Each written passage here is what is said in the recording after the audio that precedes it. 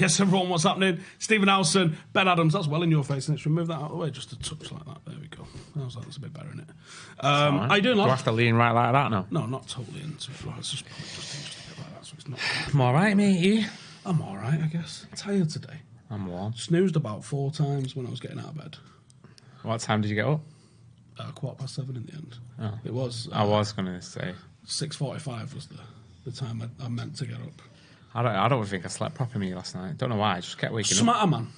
Nothing, just last night. Oh. Fucking hell, it's all right. No, just saying. Got enough. What have I got to worry about? No, just saying. Just asking. All right, everybody at home. How you doing? This is brought to you by the good folks at BetBull, and you can come and follow me or Ben on BetBull, and we'll be talking about our bets a little bit later on.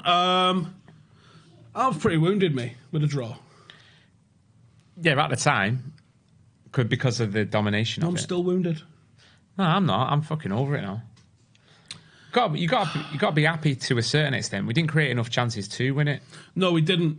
And that annoys me in a way because we had a lot of possession. There's a lot of penetration in sort of like the middle third, but like the final ball just didn't exist. Oh yeah, I think that's the exact reason why he's crying out for somewhat a creative midfielder, which I'm surprised. Well, he made the changes too late, firstly, and I thought Gomez would have been mint against them. He's not even been on the bench, has he done? No, but he was in the travelling squad, wasn't he? Yeah. But he's picked the same squad, hasn't he, for two consecutive, which I like because I did question whether he was going to get rid of the Deadwood, so to speak. He's doing a bloody good job of. Which we can't fault him with. Like, this is more of a United that you want to see. Do you know what I mean? I think it's sweet. Like, I was happy that I was disappointed rather than absolutely fuming that we was. Now this I like because this is what I sort of came to the realisation on yesterday. Solskjaer's raised the level of expectation more. You're now upset at that rather than going, well, some people still are going out and well, it's not too bad. Yeah, I don't think it's... Well, in the grand scheme of things, you look at last year, we drew with Chelsea at home and we got beat by Wolves away. So we've gained 3 points on what we had. Do you know what I mean? So it's not always going to follow. It's not going to follow that same pattern. But I'm just happy that commitment's there, the level of commitment where the first half, that's the best 45 minutes, I think, in terms of control that I've seen from United in a long, long while. Yeah, it was mint. The only thing that's missing is the final bit, which will potentially come. Do you know what I mean?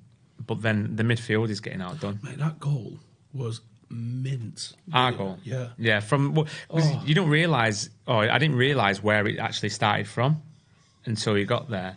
I mean, it was mint, yeah. It was absolutely mint.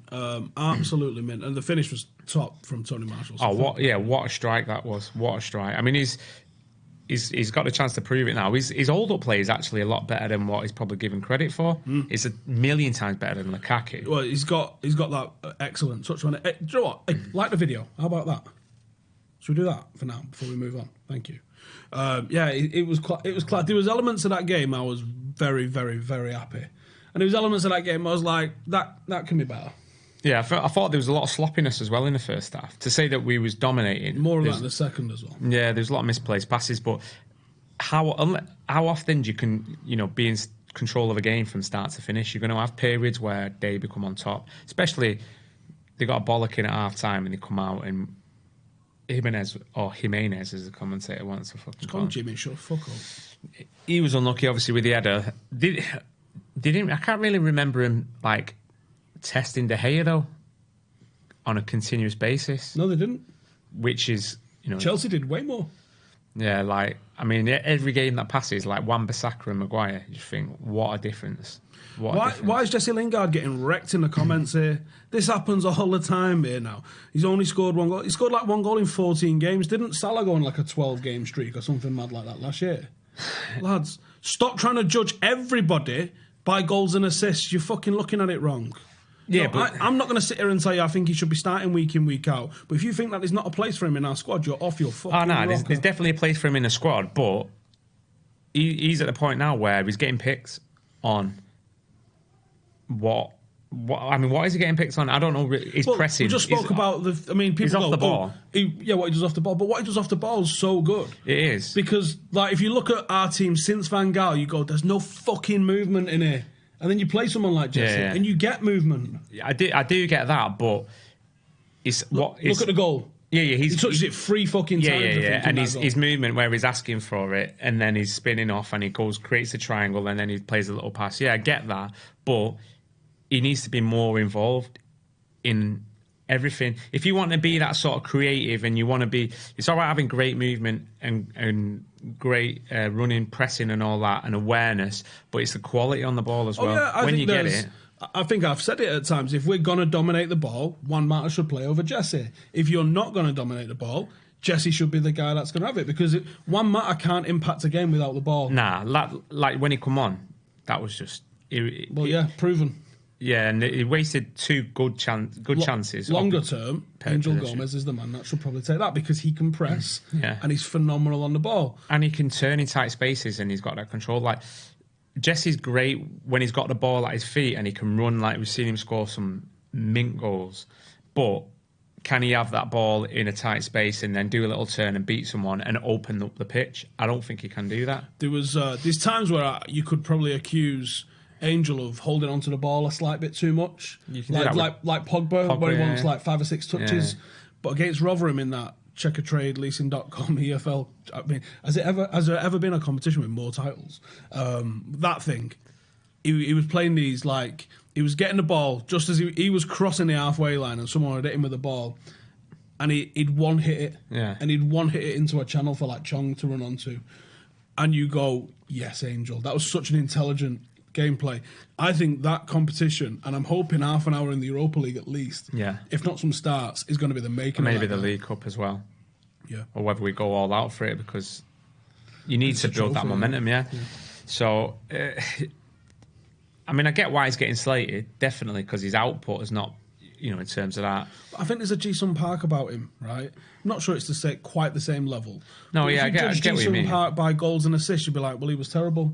But he gets picked in the big games. Well, you judge like Giroud.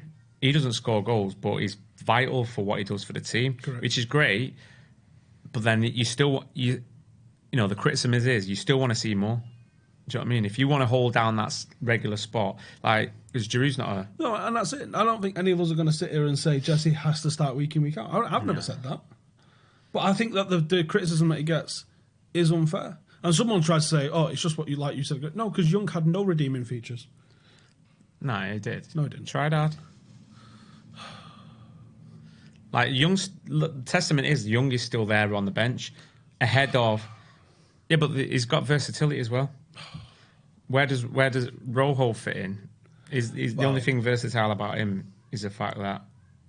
I don't know, actually. I can't think of anything. Do you know what? I actually got to say, I'm really enjoying the fact that one that Solskjaer's just apps. Do you know what? Everyone was going, he's not ruthless, he's not got rid of him. He's not got rid of him out of the club, but he's got rid of him out of the squad. That's what I was disappointed with. The fact that they were still there. But the fact that they're not even travelling, Smalling and Jones and Rojo, that is mint. I love Tuanzebe being the third choice. Oh, yeah, definitely. And the fact that, he can play right back. Lauren in the comments says Jesse's stats are better than Park. No, there you go.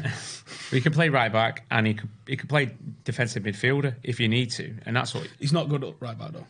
No, but he'd be better than Ashley Young, wouldn't he? Paul Luke's in the comments, with such a young squad, there is bound to be hiccups. 2 weekends on the bounce, the youngest team in the Prem. Yeah, I mean, that's why I've got no issues with the result, because the manner of the performance, you think, yeah, I can see what we're trying to do there.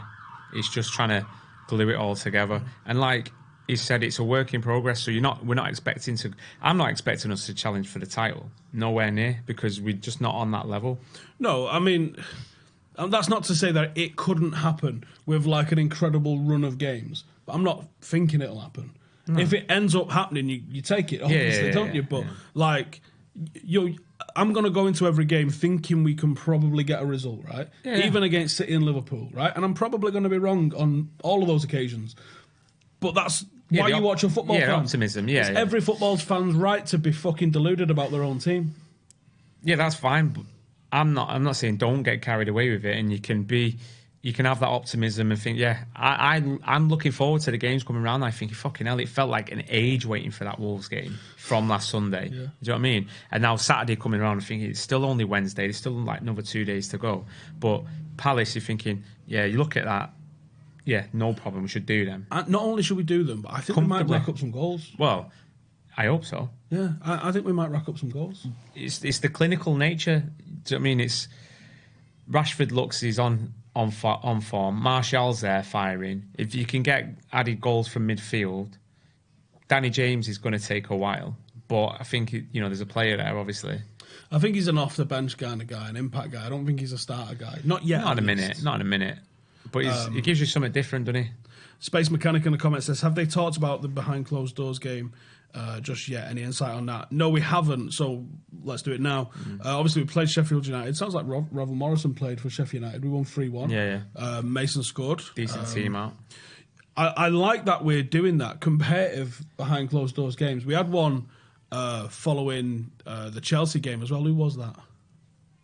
Can't remember off the top of my head who we played now, but we've had two competitive. It's B teams. Let's be honest. Blackburn? Sounds about right. Yeah. Two competitive local matches against other professional size competitive games. That I think that's excellent. Now, if that's how Solskjaer's getting minutes into the legs of those who aren't getting 90 minutes, absolutely banging. Especially for the way that he wants to play, and if he's using it to be like, right, well, show me that you deserve it. Now this is your opportunity. Do you want to play? Go and take a place. And if people are saying, I want to play, then that's the attitude you want. Mason go in. I'm having it. Yeah. Sanchez played. Yeah. As well. So that's Alexis Sanchez of Manchester United. If you never heard of him. Now, for the next day or so. Obviously, essentially. I mean, you think his time's done. It seems pretty much, but you just love to get him in that team.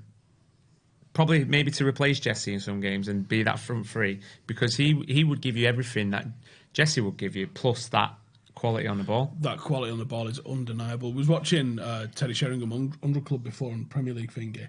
I actually think he's got a lot of what Teddy had about him, Joe, where he doesn't use his pace. Who's that? Greenwood. Oh, right. He's got pace, but he likes to drift in between those lines, and he's got a finish on him, and he's got a free kick on him. Well, when Teddy was so good. Yeah, Teddy was mint. But when he brought both players on whatever day it was, 2 fucking minutes to go. Yeah, that I don't understand that. But when he brought them both on, you was definitely more excited to see Mason coming on than Matt, weren't you? You're thinking, give it this kid, he can do something. I mean, he just didn't get a ball. He needs one shot, and I think he's going to score. Yeah. But he obviously put him out wide to. He was there holding on for a draw, maybe. Can we nick it with something? Which we potentially could have, but... We could have nicked it. And, but for the penalty. Now, Gary Neville's had a lot to say about this penalty. A lot to say about this penalty. And I disagree with the focus of it. Like, this is such a big deal. But I also agree that, this is 2019, 2020 we're going into. There's so much science in football. Yeah. Like... Having decide on the day who's taking a penalty tells me we're underprepared, because we should know where this keeper goes for his penalties. Yeah. We should know, like, if I say to you on Thursday, Ben, you're taking the pens this weekend, and then as you're leaving the training pitch, maybe one of the coaches grabs you and goes, let's have a look at the pens. And if he goes, he said he always dives to his... They might practice them, but this the specific nature of the opponent you're facing in that goalkeeper might only ever dive to his right, ever. And then you go and put it to the right. Like, knowledge is power, innit? Be prepared. Yeah, I get You're that. not prepared if you just go in, I fancied it today on the pitch. Yeah, but it's that moment as well, though, isn't it? You might be having a right shocker of a game and you're thinking, do we really fancy this? And then this other person might be like, fucking hell, do you know what? Yeah, I'll do it. Well, prepare them in the week. But it seems like they were prepared in terms of they both will take him. It's just that Marcus scored one and Pogba missed one. But he weren't a shit penalty. No, it was a good pen. It was just a great save. Izayoe in the comments says, seriously, that title's so serious for one missed pen. It's not even. How's it a serious title? It says Pogba, penalties and pizza. That's what we're talking about. So I don't know how you can assume that is serious. You absolute witch. Will Solskjaer play Tuanzebe being a defensive midfielder? I hope not, because he's a defender and he's got to learn that trade. first. But the fact that Matic has been nowhere near any team, I like that. Yeah, because he's probably first on the team sheet in Europa, but maybe that's not a bad thing. Nah, you still need that experience, and that's what they've been labelled about. Where's the leader? But we've not had any leadership since probably Zlatan. Do you know what I mean? You think who before that? Rooney, as well, but then he's not in the. I don't know how much of a leader he is in terms of. You're never going to get Roy Keane again. No, Robbo. Do you know what I mean? But this group of lads, that's like the under-19 side now. Your Laird, Williams, Levitt, Garner, Galbraith, Angel. There's a leadership in all of them. There's a character. Tuan Zabi, mate. I could see him being a captain of United one day. Well, McTominay, you could see him being captain because of his presence. He's growing into it, the way that he speaks, the way he carries himself, the way he gets around his teammates. It's weird how they've just made him like this proper ambassador. He's on the cover of Pairs. I know, yeah, it's mad because he's clean cut, isn't he? That's why, and he's he's doing the business on the pitch in terms of stepping up to the plate where people thought you're not going to be. Speaking of horrible, Lingard's air shot from 8 yard out. Yeah, that's indefensible. I'm not going to defend that. That was ridiculous. But I think people focus on him too much when he's not the issue in the team, for me, anyway. Well, what would you say the issue is in the team? I think we still need balance on the right-hand side. James isn't good enough. I don't know if we've deliberately kept that spot open and gone, we'll take Sancho next year. Maybe. Well, when you say he's not good enough, why? Mate, 0 out of... He's not put a cross in. Yeah, but... Since pre-season, he hasn't put a single cross in. But he probably put one in maybe, but like... Yeah, but that's something that you buy that to sort of... You can coach that. But what he offers off the bench, he's got the ability to stretch a defence even without the ball. Yeah. And I'm cool with that off the bench. But when you want to start with what you want to start with quality. No, but you can see why he started him on Monday because of how deep they play and give us that extra threat on the pace. Just be rapid. I probably, in hindsight, probably would have gone with a diamond and put Marcus and Tony next to each other and try and get in between the back three. But then, yeah, possibly. But then you've got their wing backs. Defensively, the wider midfield always drop back anyway. Plus, it turned out we ended up having the possession, so it didn't really matter. No. Like, Shaw and Wan-Bissaka didn't get that forward. No. He didn't deal with Traore at all in the second half. He just rinsed Shaw. Shaw's... He was a bit... In the first half, he was sort of driving forward, but then he seems to take too many touches and turn back, and then the opportunity's gone. You notice how shy he is on the ball? Yeah. Like, he will not play it down the channel. No, and he won't... And I think that limited Marcus me. Yeah, because them runs that you're making, you need the ball playing instantaneously, or you need to have that. He's going... And just play in anticipation for him to do that. It's not going to... Whoever he's scared of playing it because he's thinking, I'm going to get fucking... People having a go. Jose's gone, bro. Relax. Oh, have you seen this as well? Hudson-Odoi's about to sign a $200,000 a week contract. Can't wait for the fucking debates on TalkSport about this bad boy. After... Look at what Marcus Rashford's achieved in his career and the shit that they came out with over that. There's going to be I expect parliamentary questions over this. 200 bag. You fucking absolute dicks. Chelsea want to pay him, cool. That's my fault.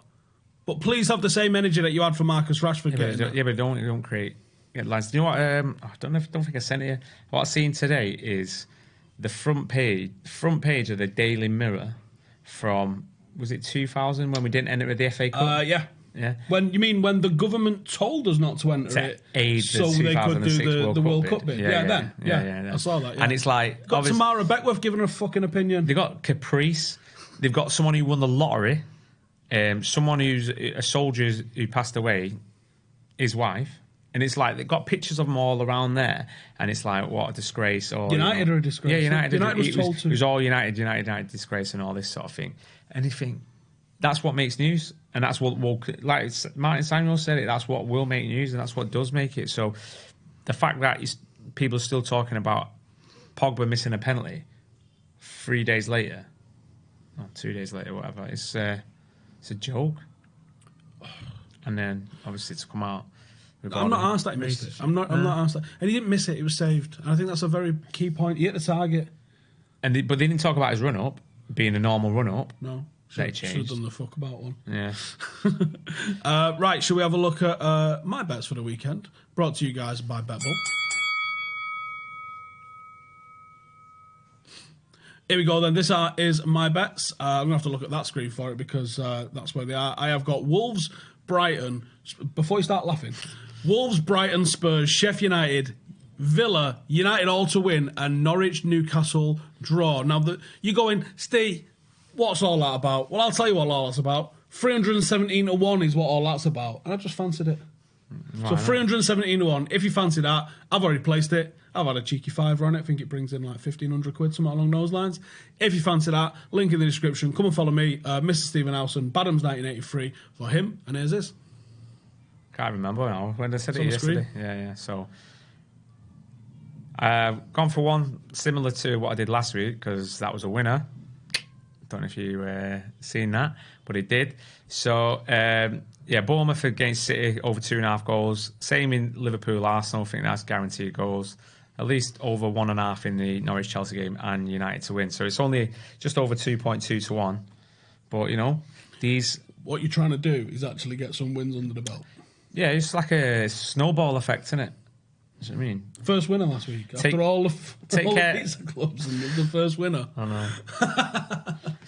know. Your other one didn't do well, did it? You had Spurs to Nearly, City. though. Well, it's not, I say nearly, they drew, and they got it from a disallowed handball VAR goal. But no, it was the good value. You had United over 3.5, over 3 goals or something, or 2.5 goals. Oof. And then your UFC bets, which did any of them come in? 0 out of 3. Should we switch the camera while we're talking? How about that? So both of us. Here's my bet of the week then. This is just my single one to play. United to beat Palace 3-0. I ummed and ahed, right? I was looking at United over 2.5. I was looking at like both teams to score, and I was like, I'm going to go with United 3-0. 7-1. Well, I'm going Kane to score 2 or more in 11-5. But just thinking about it, your bet's not right because Norwich played Newcastle last week and he beat them 3-1. Because Spurs are playing Newcastle at home this weekend, and that's why. Have I written it wrong? Must have. Hang on. Because Spurs are definitely playing Newcastle. Get on here. So I've gone in for captain on my fantasy football as well. I just feel like Spurs at home, especially. Do you know what I reckon I've done? I reckon I was half looking at yours. If you go and check out on BetBull anyway, you'll find out what my bet is. And you'll find out that it's only 3-1, not 317-1. It's not. It's definitely 300 something to 1. But yeah, that's what I'm going with in this instance. Hopefully, we can get a little bit of a winner this week. Kane's a bag, mate. He's got a bag. Newcastle are absolutely dog shit. They're going down. If they stick as it is, they're going down. Shall we have a look at the Pizza Club? All right.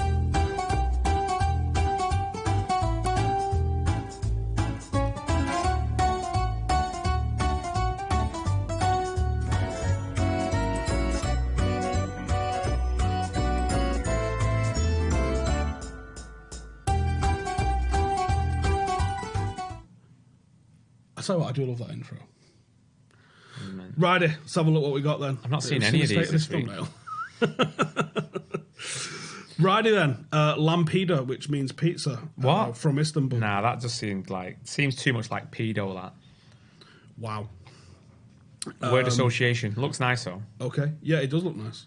Where's it? Istanbul? Nice. From Istanbul. I want to go Istanbul. It looks absolutely amazing. There's a lot of people heading over to Turkey. A lot of the time. Well, I went to Turkey last week, or the week before. You're one of them. Chicken barbecue from Ghent.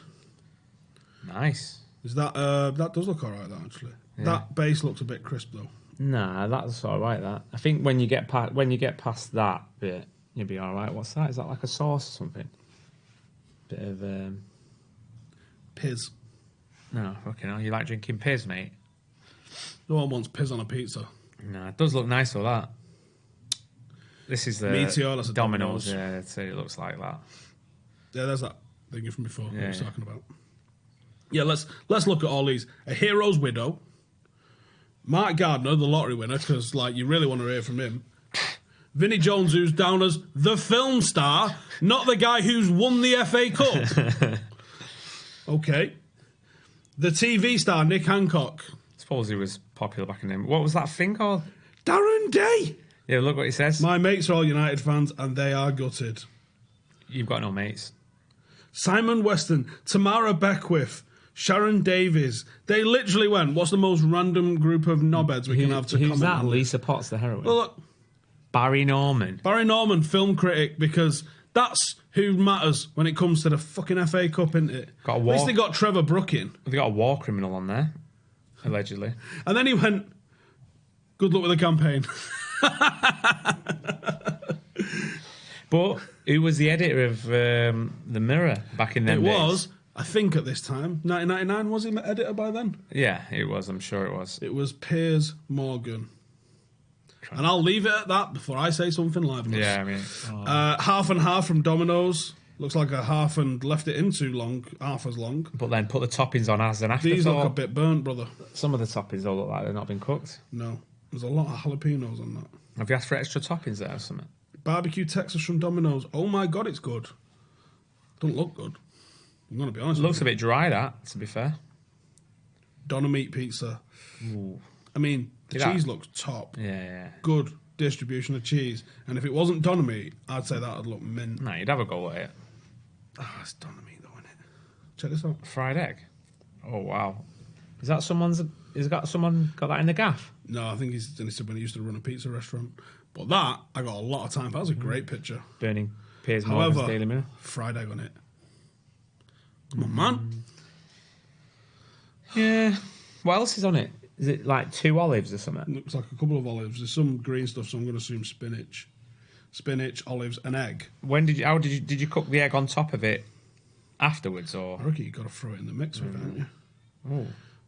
Nice presentation. Margarita pizza and bruschetta from Vapiano, New York City. One of Asda's make your own ham chicken was good. Underrated. That pork looks like... Oh, I don't like pork. Ham pepperoni homemade pizza. Homemade, nice. Where'd you get the toppings? Because I wonder where people get homemade pepperoni from. It might have been the Pepperami. Everyone's getting them Pepperami challenges at the minute. Have you seen it? No. Not seen it? No. Honestly, what the fuck do you do all day like a fucking... Keep busy me, mate. Yeah, clearly. No, I've not seen it. Like, people are tweeting or messaging Pepperami saying how many retweets for fucking Pepperami goods, and he went, 1,000, or if you can get Angel Gomez to retweet this. I did see that one, actually. But then it's like, if you can get Jesse Lingard to do it, if you can get, like, loads of people are doing it. So social media guy at Pepperami's a United fans, what are you saying? Possibly. So, yeah, have a word with him. Pepperami, I used to eat them when I was about 8. From the Amalfi Coast. Oh, mate. You got pizza from Italy. Yeah, have you seen that mint leaf on the top's a bit rum, but no, it's Italy, mate. You can't cuss the home of the pizza. I know, well, but actually, look how, I think almost perfect it looks. Sorrento's the home of the pizza in Italy, the original place on it. But Amalfi, have you ever seen the Amalfi Coast? No. Nice, mate. Right, there you go. That's pizza review for this week. We'll have it again next week. Save your pizzas, send them in, all that good stuff. Should we see what the comments are saying? Go on. A team sitting deep is the opposite reason to start a quick player like James, who wants to get in behind the defence. Sometimes, but sometimes that's what you do want, is you want to be able to get in behind, because they don't just sit deep all the time. At some points they come out, especially a team like Wolves. They do go forward, and got to get in quick. It's just one of them. You got to try things out, haven't you?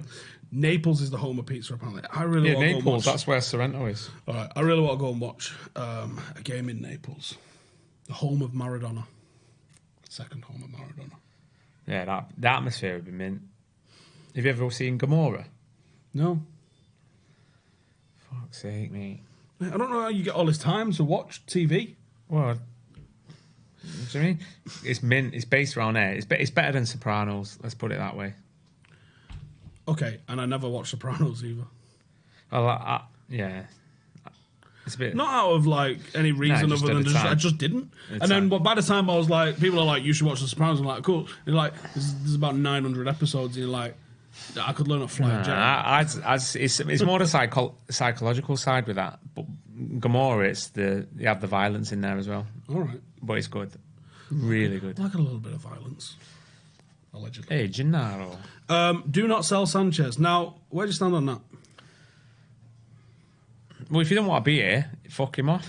Right. But that's that question If mark. he doesn't want to be here or Solskjaer doesn't want him, which I totally get, he's on crazy wages and screwing up our negotiations for bringing anyone else in because they go, I'm worth half as much as he is. Well, Maguire's still signed. He's the most expensive defender in the world. He's not even on a lot of money, is he? Well, you say a lot of money. What's he on, 150? He's on more than that. So, if players want to come to the club, they're going to come to the club regardless. And you're seeing that with the the 3 players that we signed there. So, it's a good argument to beat with because, yeah, if you want a top attacking talent, and he's saying, yeah, you're paying him this much. Yeah, of course it is. But no one's going to pay his wage at all. We're going to have to subsidise it to fuck. Or we just say, right, do you know what? What we're going to do, pay up his contract. Or we'll have to come to some sort of agreement where we'll say, we'll give you X amount of money, we'll cancel your contract. Just take you and your dogs and bounce. And then you just go. Because we didn't pay a transfer fee for him, did we? No, although we did lose an losing, asset in Mkhitaryan in terms of that. My only issue with this whole thing is that when you start scratching that starting 11 for me is not a full 11 anyway. No. When you lose somebody of Sanchez's quality, even the quality he's still got usefulness.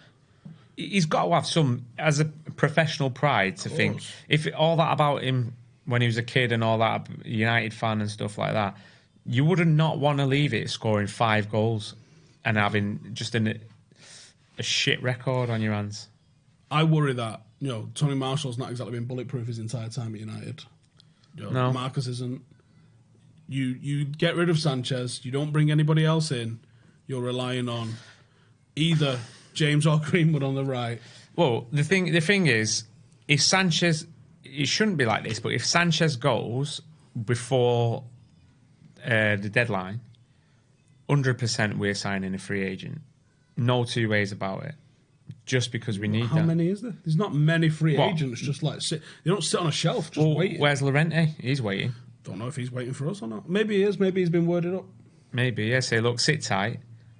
We've got until there. Leave it till last minute and you can come in. You don't even need to... Yeah, they have to be signed by the 2nd, don't they? I think they still have to be registered by that time. Right. Okay. Or maybe... I thought you could just bring them in at any time. Well, because it's for the squad announcements, isn't it? Because you've got to do your official squads. Right. So I think that's what the issue is. I hate that early transfer window. It's absolute bollocks. And the reasoning behind it, or the rationale behind it was, well, now we know what our squad is to go into the season with. Cool. You've got a January transfer window. So that whole argument that they had about, well, what if a player plays against us and then we sell him or we buy him? And well, it can still happen in January. You can do that, you fucking dicks. So what are you on about? What are you on about? Yeah, but it's giving you 4 or 5 months of, established squad in it, and then you know what you're dealing with. Once the window's gone, you can switch off then, and you can just concentrate on it. Obviously, the Premier League probably thought that the rest of Europe would fall in line with it, which they all looked at it and went, "Fuck off." Yeah, at the minute, but the way that you see it now, more and more people are saying, the Premier League using logic to do it before the season starts, so this is what you've got and you finalised it. So I would think that they would more and more would come into line with it. Look at Neymar. Where's Neymar going to play? He's not going to play for PSG again. So there's got to be some sort of compromise there. It's just madness. Absolute madness. And you think, can't we just have it back to when we used to? Sign people whenever. Was it the 3rd Thursday in March or something mental like that? There was still a mad rush. There's always, whenever there's a deadline, there's always going to be a mad rush. It doesn't matter what it is. I remember mad rushes. I don't remember us ever signing anybody on that deadline, but there was always speculation right up to it. And then the window was only shut for 6 weeks, and then it opened again. I can't even remember why they did that and brought in the transfer windows. Is it just to help? I think Europe did it. Stabilise other clubs. I think Europe did it. I think Europe had registration windows. Oh, fucking hell. Don't get Ian Holloway started on that. Here we go. Coming over here, telling us what an handball is. As if he said that. Okay, no. Imagine his agent on the phone yeah, sure. He's fucking done what? Herrera not in the PSG squad the other day. Yeah, but he's not fit though, is he? Oh, isn't he not? He's got a calf injury. Okay. Seen him on... Because I thought that initially, fucking hell, all that for that. But yeah, He's stepping up his rehabilitation. He's sure it was a calf injury. He was out for 3 or 4 weeks, and now he's doing like light solo training or whatever. Sorted. Right, on that note, I think we're going to wrap it up. Nice and early one, just a little short one. Thank you guys for watching. Make sure to subscribe. We're back next week with more pizza-related absolute carnage. I think Mick Clegg coming around next week. I don't know if he's joining us on camera, but he said he'll come around for a brew. Okay. So I guess we'll see you in the next one. Get him to do me some workouts. He's mad. He's absolutely hammering that team at the minute. Yeah, that's what you want, isn't it? Yeah, it is what you want. See you in the next one. Laters.